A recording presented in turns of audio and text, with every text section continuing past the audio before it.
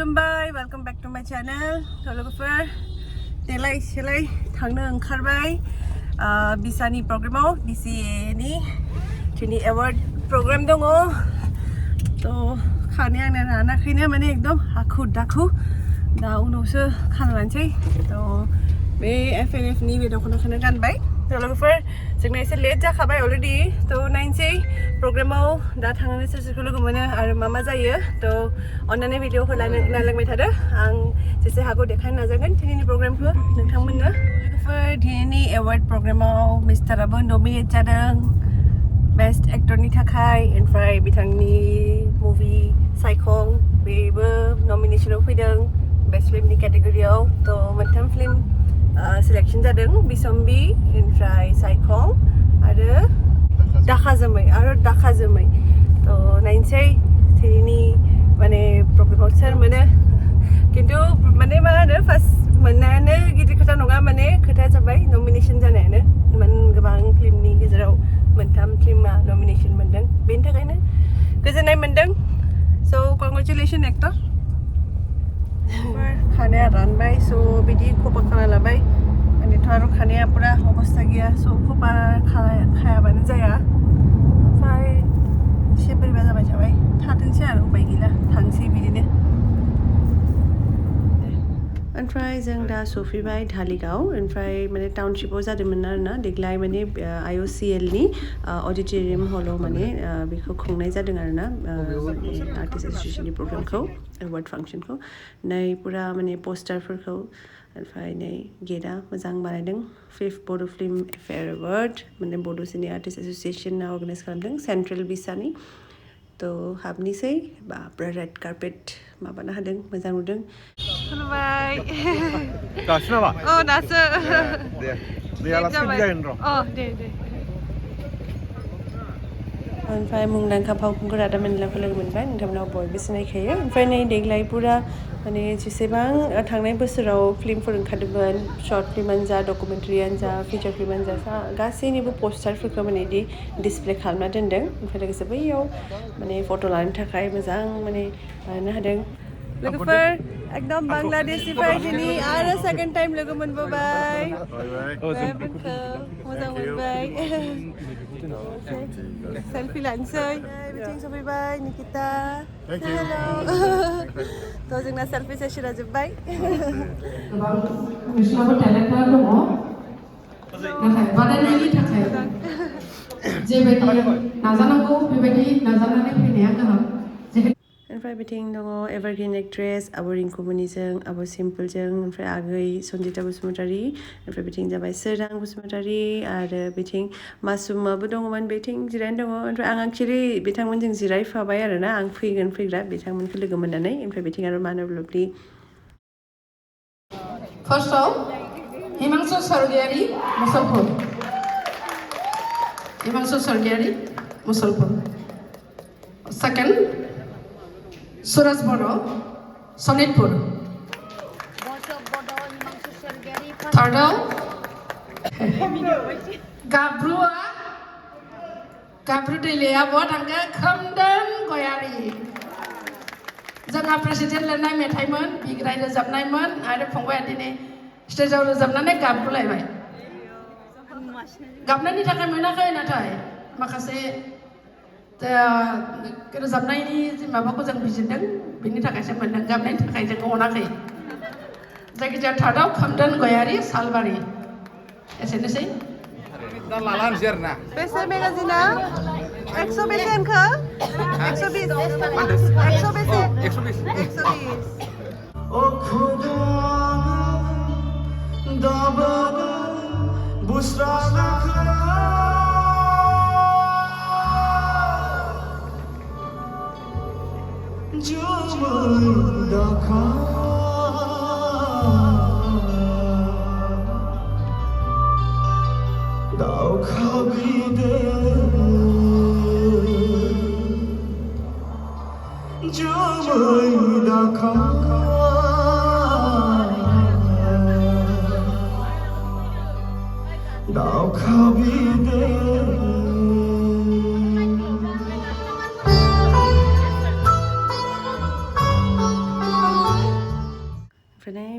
कनकसाखौबो लोगो मोनबाय एक्चुअली दा जों फैदों ओंखाम जानो थाखाय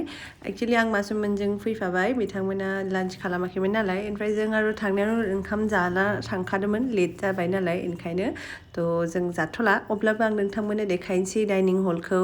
सोर सोर दङ ओमफ्राय मा दङ लान्चआव मा माने आइटेम दङ नोंथांमोननो देखायनोसै गोथाव ना आं एसे मेनुखौ चेक खालामनो फैदो र' दे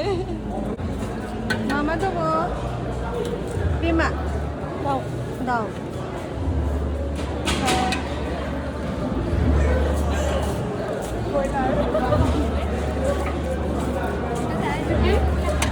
बे मा अमा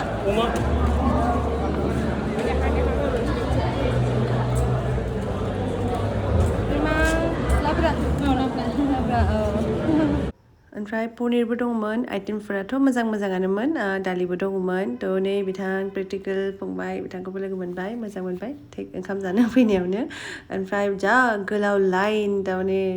उपाय गैया माने लान्च टाइम जाबाय नालाय ओमफ्राय नै बिथिंसो लोगो मोनबाय बुहुत गोबावनि उनाव आदा फैलाव बसुमतारीखौ ओमफ्राय बिथिं मासुमनि बिमा दङ थ' गासैबो थारमाने जाबाय थादों थ' आं बारा डिस्टार्ब होला ओमफ्रायनो नै बिथांमोना बिसोरा दाबो लाइनावनो दङ इसेखौ लायाबा एबार मा मोनजाखो अमा गोथावमोन ना गोथावानो अमा दं लाब्रा दं अमा दाउ गोथाव जाबाय मानसि जाबाय जायाखै जाला नै बिथांखौ सिनायदों नोंथांमोना खांख्राइ मुभिखौ जुदि नायदोंबा बिथांखौ सिनायगोन नै बिथिं आगै पामपुलि आरो बबिता बसुमतारीखौबो लोगो मोनबाय लोगोसे आगै रिंकिखौबो लोगो मोननानै जोबोद मोजां मोनबाय ओमफ्राय बेकग्राउन्डआव थारमाने पुरा गान दामबाय थानायखाय आं माने भइस अभारखौनो होबाय जायखिजाया बिराद मोजां मोनबाय लोगो मोननानै दा स्टेजाव आगै लैथोमा बसुमतारी बिथाङा मेथाइ खनगोन थ' आं गासैखौबोथ' पुरा देखायनो हाया एसे क्लिपिं नोंथांमोना देखायनोसै नोंथांमोना नायलांबाय थादो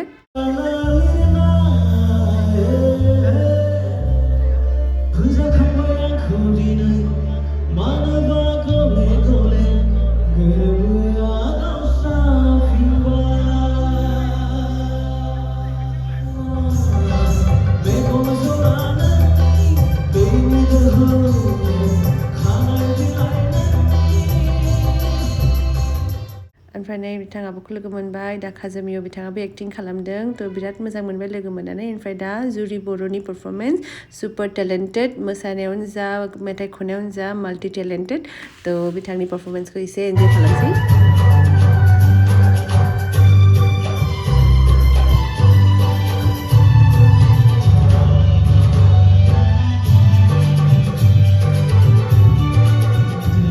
बिथांमोनखौ गांफा आर'नाइजों बरायनो खावलायहरबाय फार्स्ट मिस्टार अमर मानगोनां श्री अमर नार्जारी बिथांखौ बे समाव गांसे आर'नाइजों बरायदों लोगोसेनो मानगोनां श्रीमती मीना दैमारी बिथांखौबो गांसे आर'नाइजों बरायनो बे समाव आखायाव लाबाय फेलिसिटेटिं Shrimati Meena Daimary with the beautiful traditional Bodo आर'नाइ लोगोसेनो जोंनि देंखोनि रानि मुङै मिथिजानाय मानगोनां श्रीमती सुलेखा बसुमतारी बिथांखौबो गांसे आर'नाइजों बरायनो आखायाव लाबाय You would like to do the honor of felicitating Srimati Sulekha Basumatari with the beautiful traditional Bodo array. Thank you very much for doing this honor. ओमफ्राय दा भइस अफ बर'नि विनार्सफोरखौ बान्था रानगासिनो थ' एक्सट्रिम राइटआव थानाय बिथाङा जाबाय हिमांशु सरगयारी बिथांखौ अलरेडि बान्था रानखाबाय फार्स्ट प्राइज विनार एबार सुरज बर' बिथाङा जाबाय सेकेन्ड प्राइज विनार ओमफ्राय थार्ड प्राइज मोनदों बे रेड जेकेट गानना थानाय गेजेराव थानाया बिथाङा जाबाय सोमदोन गयारी थ' गासैबो विनार्सनिसिम आंनिफ्राय कंग्रेचुलेसन थाबाय आरो अल द बेस्ट थाबाय मोजां जाहाथे आरो खनलांनो हायो And the very beautiful Miss Neha Boro.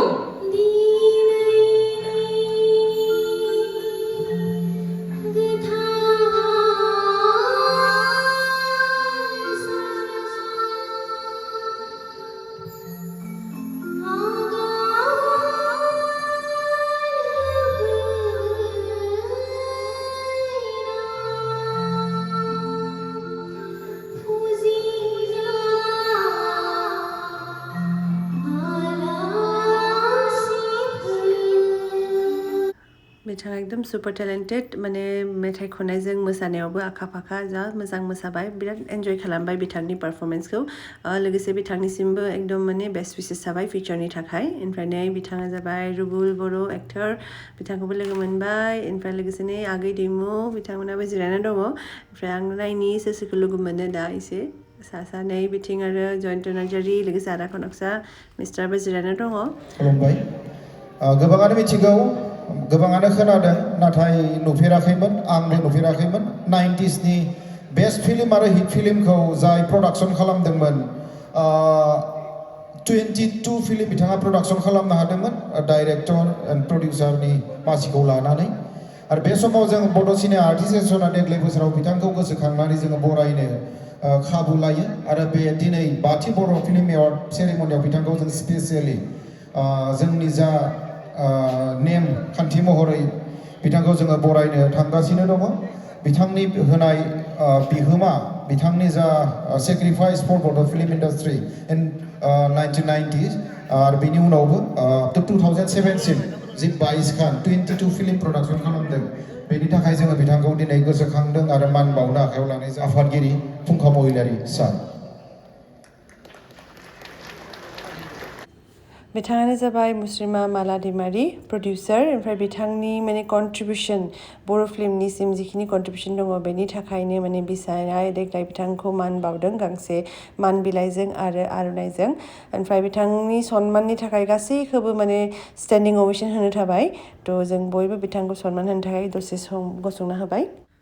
ओमफ्राय नै आब' मोहिनी रामसियारि बिथांमोना दासो सफैबाय गुवाहाटीनिफ्राय ओमफ्राय लोगोसे नै बिथाङा जाबाय गोदोनि एक्टर आदा सुक्र आंथ' दिनैसो फार्स्ट टाइम लोगो मोनबाय ओमफ्राय लोगो मोननानै मोजां मोनबाय बिथांखौ ओमफ्राय नै बिथिं गितास्रिया फैगासिनो दङ बिसोरो थारमाने गुवाहाटीनिफ्राय फैदों नालाय दासो सफैदों बिसोरो बेयाव एसे हाबबाय सोर सोर दं पारफरमेन्स दं ना मोसागोन मोजां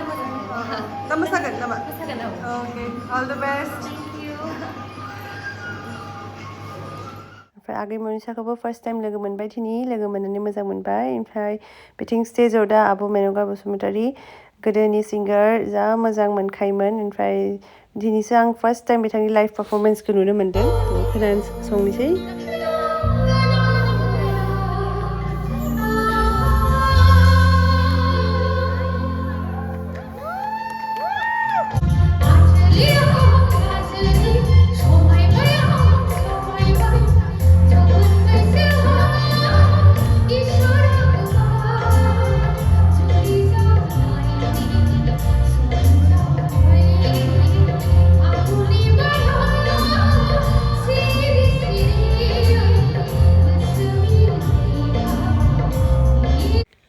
तो लोगोफोर दा स्टेजाव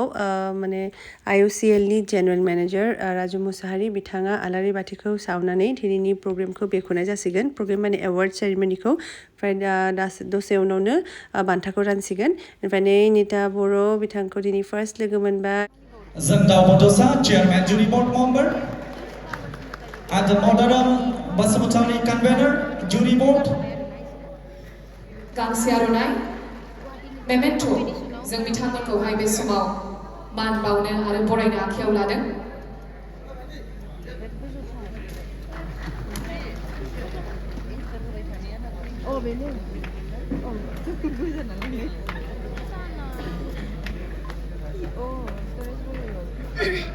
And last but not the least, Mr. Tazim Ramsiari, editor, jury board.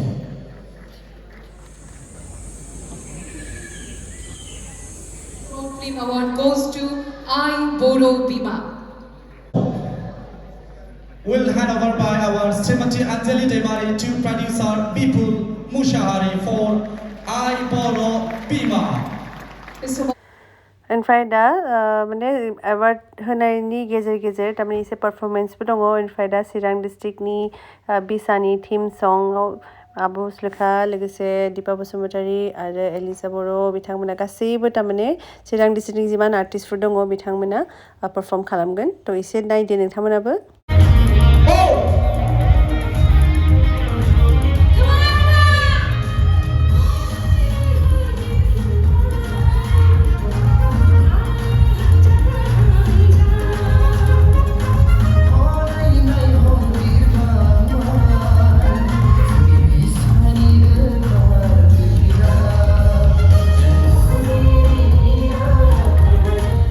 लोगोफोर दिनैनि प्रग्रामनि गासैबो माने पारफरमेन्सफोरखौथ' नोंथांमोना इउटुबाव पुरा मोनखागोन थ' ओंखायनो आं एसे क्लिपिं देखायबाय नोंथांमोननो ओमफ्राय नै बिथिं एक्टर मुलुग बिथांखौ लोगो मोनबाय ओमफ्राय सौमिना मोना उनथिं जिरायना दङ थ' दा आं दसे उनाव थांनानै बिसोरखौ माथो होगोन थ' बेनि सिगां एसे पारफरमेन्सफोरखौ नायबावनोसै नै बिथिं आगै मनिसानि डान्स बिथाङाबो बिराद एनार्जेटिक आरो बिराद मोजां पारफर्मार स' एन्जय खालामदो नोंथांमोना एसे एनै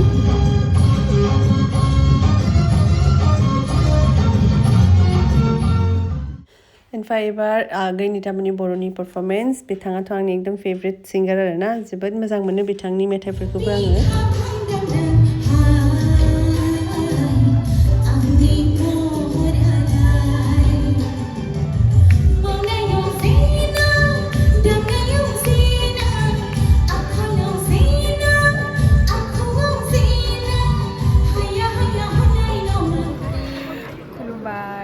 आब'नि चेनेलनि गासै नायगिरि नोंथांमोनखौ आंनिफ्राय खुलुमनाय बावहरनाय थाबाय आङो माने फैनानै बिराद गोजोननाय मोनदों आङो फार्स्टआव माने जाबाय थादोंमोन दाथ' 5th टाइम जाबाय खिन्थु आङो फैनाय जायाखैमोन फार्स्ट माने नेक्स्टआव दा जों नायगासिनो दं जोबोद मोजां मोनदों आब'खौ दिनै फार्स्ट टाइम लोगो मोनदों एबार निकिता बर'नि पारफरमेन्स जोबोद मोजां खनदों निकितायाबो थ' नोंथांमोना इउटुबावनो नायनो मोनसिगोन थ' आं एसे क्लिपिं देखायनो नोंथांमोननो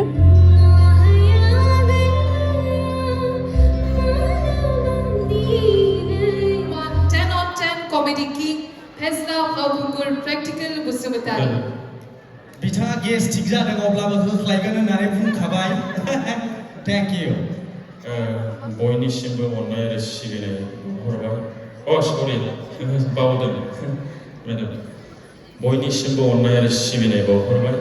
दिनै आंनो बे खाबुखौ होनायखाय thank you very much for giving me this privilege नोंथांमोना सारादुआव फैदों ना माहाय फैदों माथो मोखाङा सारादुआव फैनाय बायदि गासिबो Are you coming in the Saradu or somewhere business program? दा बयनावबो दुखु दं सोरनावबा गाज्रि मोननाय हेलो फार्स्ट टाइम आं दिनै बिराद नार्भास जादों ओरैनोथ' प्रग्रामफोर खालामो बाट दिनै टोटली बहुत नार्भास हुआ है आज कोई नहीं एक बार स्टेज पे जाने से भाग जाएगा सो ऑल द बेस्ट अभी थैंक यू ऑल द बेस्ट मोजां परफॉर्म खालामदो Thank you बाजै दिनै बाजैनि YouTube चेनेलाव आं दिनै ओंखारनो मोनदों फर्स्ट टाइम दे बयबो अनदो कमेन्ट खालामदो ना नायदो बयबो जोंनि पारफर्म खालामनायखौ खनसेनायदो बयबो आंबो जानो मोनो ओमफ्राय आं दसे माने ग्रिन रुमाव फैबाय सोर सोर दङ सोर सोरखौ लोगो मोनो ओरै नायनो थाखाय ओमफ्राय नानिमोनखौ लोगो मोनबाय नै बिथाङाबो एक्ट्रेस ददेरे बिथांखौबो फार्स्ट टाइम लोगो मोनबाय नै बिथिं सुदेम सना बेफोरबायदि जागासिनो दङ मेंबायनो बेसोरि थ' बिथांनिबो पारफरमेन्सखौ एन्जय खालामनांसिगोन लोगोसे नै बिथाङा सुदेम सनानि बिमानै आब'खौ दिनै बुहुत गोबावनि उनाव लोगो मोनबाय बेंगलावसो लोगो मोन्दोंमोन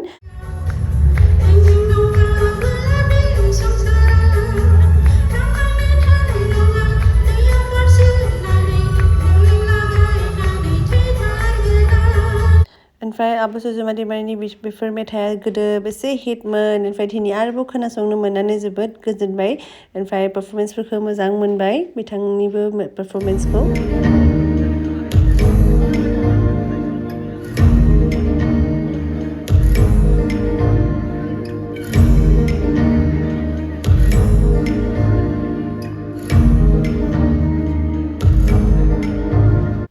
ओमफ्राय लोगोफोर एबार तामुलपुर डिस्ट्रिक्टनि बिसानिफ्राय पारफरमेन्स प्रियांका अनसुमै बिथांमोना मोसाबाय एक्चुअलि कपिराइट फैयो नालाय बेनिखायनो आं बारा गोबाव दामनो हाया मेथाइफोरखौ थ' ओंखायनो नोंथांमोना अननानै कमप्लिट पारफरमेन्सफोरखौ इउटुबावनो नायदो आरोबाव कमप्लिट भिडिअफोरखौ नोंथांमोना मोनखागोन ओमफ्राय एबार मासुम नार्जारिनि पारफरमेन्स थ' बिथाङाथ' बुंनो नाङा नम्बर 1 डान्सार थ' आरोबाव लाइभ पारफर्म खालामनाय नुनो मोननानै जोबोद गोजोनबाय दिनै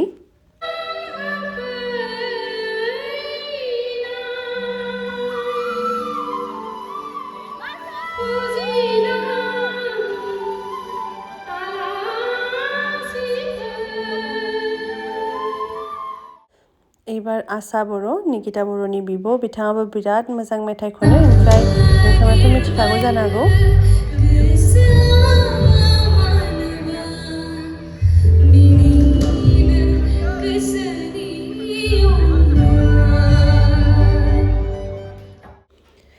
एबार लोगोफोर बिटिआरनि चिफ प्रमद बर' सारा बिथाङा सफैबाय थ' बिथांखौ गांसे आर'नाइजों बरायबाय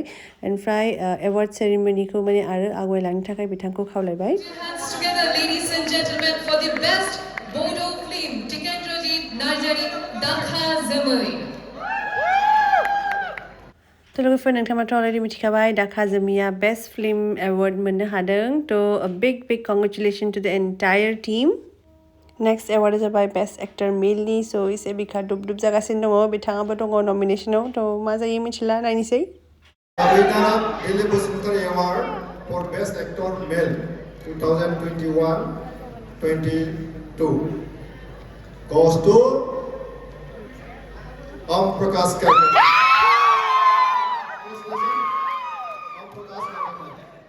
His round of applause for Amprokas. The award. Rajya Sabha, Shri Raghunatha Chaudhary, certificate ko hone guri khawale logasine bisani thakai monse memento boykobo akai khomnani hone guri khawleba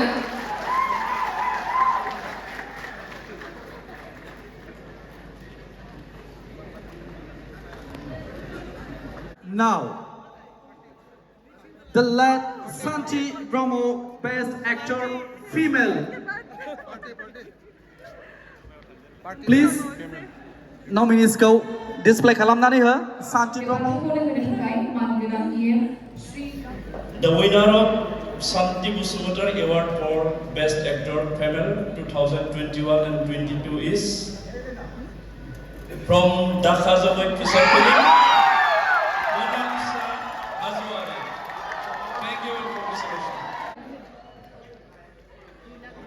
जोरदार तालियां होना चाहिए once again यहाँ Pay. The winner Colin Bodosai Award for Best Director 2021-22 is Jesus Kerkatari. Jesus Kerkatari for Psycho. Convener Conduct Committee बिथाङा बिथांनि थाखाय खनसे गोबारै आखाइ खबनानै हो रायजोफोर. of rupees 1 lakh sponsored by the government of BTR. ओमफ्राय बिथिं जेसास खेरकाटारिनि बिसि अनसुलि बिसि ओमफ्राय बिथांखौ फार्स्ट टाइम लोगो मोनबाय बिराद मोजां मोनबाय लोगोसे बिग कंग्रेचुलेसन टु बोथ अफ यू ओमफ्राय एबार वान अफ माय मोस्ट फेभरेट आगै सुदेम सनानि पारफरमेन्स जा मोजां मोनो आं बिनि एक्टिंआनो जा मोसानायानो जा थ' एन्जय खालामदो एसे नोंथांमोनाबो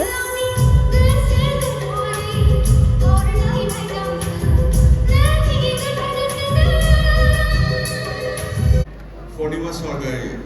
Award for Best Singer Female, 2021-22,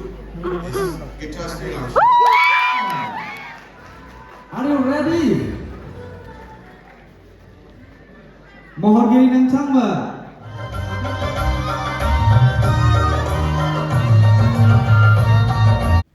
नै बिथाङा जाबाय एम अख्रां बर' एक्टर एन्ड डाइरेक्टर बिथांखौबो लोगो मोननानै मोजां मोनबाय ओमफ्राय एबार आगै दैमुनि पारफरमेन्स एसे नायनोसै बिथाङाबो बिराद मोजां पारफर्मार